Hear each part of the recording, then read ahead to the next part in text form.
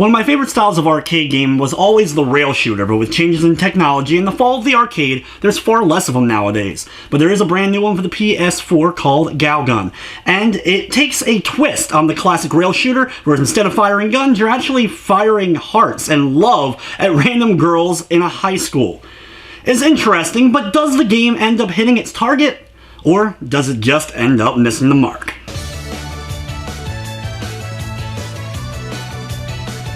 Galgun Double Peace is actually the follow-up to a game that unfortunately was not released outside of Japan for PS3 and Xbox 360. To not go into too much spoiler territory, the story revolves around a high schooler named Hodai who ends up getting struck with an arrow that basically makes every girl on the campus fall in love with him, and he has to defend himself against them using the powers he receives from an angel that allows him to fire ecstasy and pheromones at them in order to kind of quench that lust. The game works like a typical rail shooter where you're on a line and your character will slowly move through the levels and various enemies, or in this case the girls, will pop out and try to attack you, or in this case deliver love messages, kiss you, or sometimes be angry at you and try to actually stomp your crotch. Either way, your goal is to keep blasting them with the love shots until eventually you get to the end, in which case you'll get a rack up of your score and get a ranking. The game's controls work well with you aiming with the left joystick. Sometimes you'll get to a spot where you'll have to look multiple different directions with girls surrounding you from various angles, in which case you'll have to look around with the D-pad, which does take a little bit to get used to. There is no reloading of your pheromone shots, so you don't have to really worry about that. But then there's also the Doki mode, which will allow you to get an advantage and touch multiple of the girls and rack up extra points that way.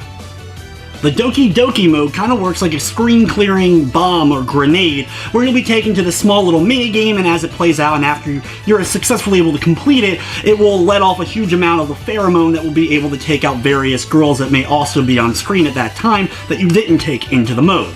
You'll also have the ability to charge up your weapon to deliver a more powerful shot, but you always have to worry that it'll actually end up overflowing past the girl you're shooting at and shoot nearby girls, and if you're going for that perfect ranking, you'll have to actually take out each of the girls in their specified, specific, more powerful weak spot. Basically, each girl can be shot at any portion of their body, but whether you shoot them below the waist, or shoot them in the breast, or the head, it may do more effective damage depending upon each of the girls.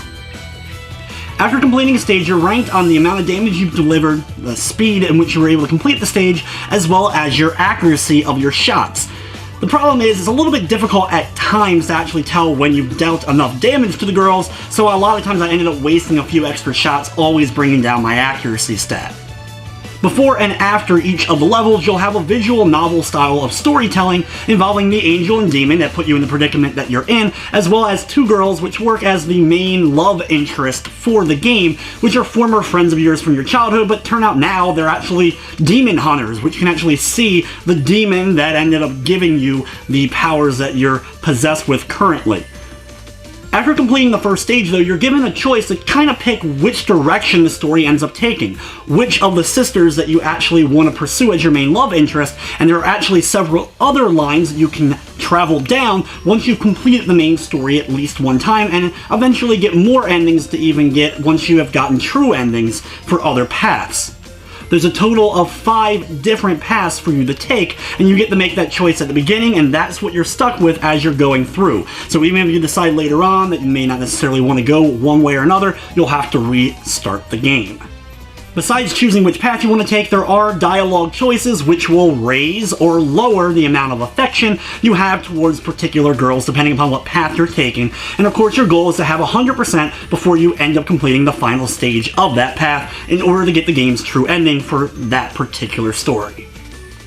Between levels, you'll also get to go back to the hub where you'll be able to save and load, as well as look at the game's shop, which will allow you to buy power-ups. Some of them will be able to aid you as far as being able to get more detailing on each of the girls as you're going through levels, but also be able to power up your character with more health or more powerful shots, as well as items that will increase certain statistics for your character. As you begin the game, you're given a bunch of different ways to start off your character. Are they more of a gentleman, or more of a pervert, or more of an introvert? more of a nerd or more of an athletic type. And these stats will actually allow you to make certain choices, and unless you have a certain stat at a certain point, you won't be able to make certain dialogue choices throughout the course of the game's story.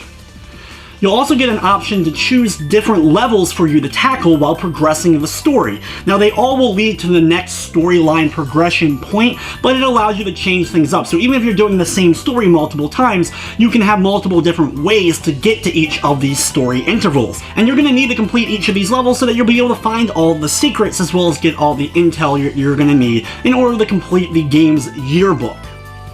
There is a large amount of girls throughout the high school, and while they all don't have their own individual stories that you'll be getting to tackle, they all have their own stats and own biographies. You can find intel on each of the girls throughout levels. You'll just find them spotted randomly, and you'll be able to shoot them in order to get intel on a certain girl. You can also home in on the girls at certain parts of their body to get their measurements. Because of the game's nature, it is a relatively short journey to complete it one time, but you're going to be going back and starting the game over again to choose the different paths, and if you missed out on getting the true ending, trying to figure out what dialogue choices that you need to make in order to progress. Of course, you can save before going into any of the levels, so you may not have to redo everything depending upon where you ended up making your saves, but either way, this is the kind of game that you replay over and over again in order to get all the true endings. There is a healthy amount of story that's told through you throughout the text, and each of these scenes in particular are voiced in Japanese audio only. The main character, however, does not have a voice to go along with his dialogue, so you'll just have to read that. There are a few occasions, though, where there aren't subtitles for spoken Japanese text, especially in a couple of unique cutscenes, so that was a little bit jarring. I wasn't sure exactly what was going on, but you don't really end up missing anything as far as pivotal plot points because of this. Besides the game's main story with its multiple paths, there's also a score attack mode that you'll be able to go into, racking up to see how long you can end up lasting and how many points you can end up earning. There is also a dressing room style mode. You can put any of the girls in multiple different outfits and pose them and all that kind of stuff. Something that I only dove into very briefly just to see what it is, but if you're familiar with the likes of these kind of modes and something like Senran Kagura, it's very similar. However, there isn't as much detail or amount of choices that you'll be able to make in this mode like there was in that game. Besides the normal style of rail shooter levels, there's also a few boss battles to break things up, and there's more or less boss battles depending upon which story path that you ended up taking.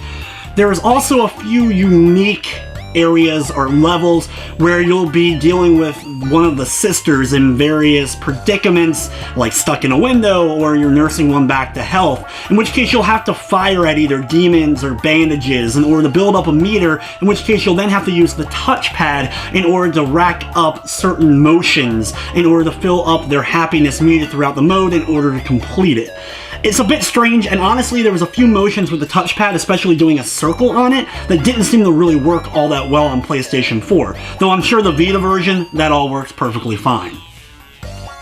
While playing through the game, I didn't run into any slowdown or glitches or crashing of any sort. The soundtrack that goes along with everything is kind of typical anime fare that goes along with some of the happier high school anime moments throughout. It wasn't anything that got grating, but it wasn't anything really that memorable either.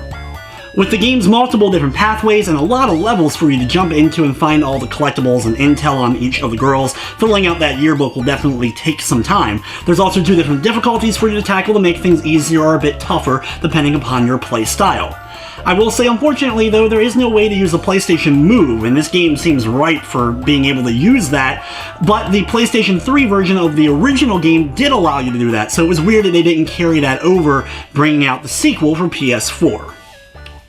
The game is very, of course, fan service and ecchi, with a lot of gratuitous amounts of panty shots and lewdness overall. There is no nudity in the game whatsoever if you're worried about that, but since it is a rail shooter, and if you are a fan of rail shooters and you can get past that element, I can definitely say check it out, because there's just so few rail shooters that come out anymore. The game is available for the PlayStation 4 and PlayStation Vita for $59.99 for the PS4 version of the game. There is multiple endings for you to get and a lot of collectibles, but it is a pretty typical arcade style rail shooter that's only going to take you a couple hours to initially play through it, so unless you want to replay it in order to get all those multiple endings, it's not going to be necessarily the longest experience for you. With everything said though, I'm going to be giving Galgun Double Peace a 6 out of 10. But anyway guys, that's going to wrap up this review. I'd like to thank you for watching, and of course, I hope you enjoyed.